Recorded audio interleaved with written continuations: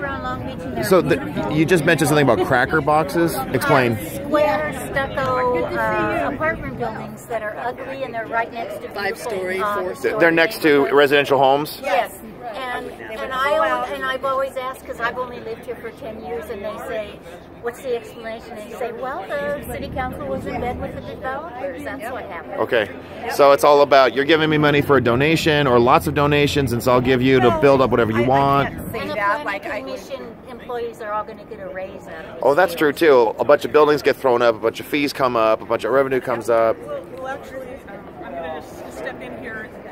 During the economic crisis, every department in Long Beach was made to be self-sufficient economically. So the money for the planning department comes from developer fees. Ah. Yeah, that's the key connection.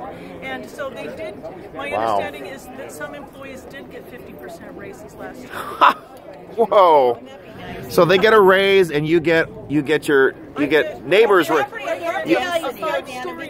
they raise a building and they get a raise. Right, I get a 5-story building looking into my backyard. Oh my God! And for families with children, that's just unacceptable. No. For anybody. And then you got there, and I'm looking at, there's the safety issue, there's blight, there's the shadows.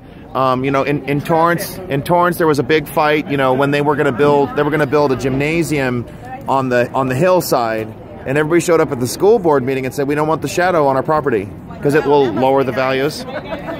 Thank you so much for sharing this.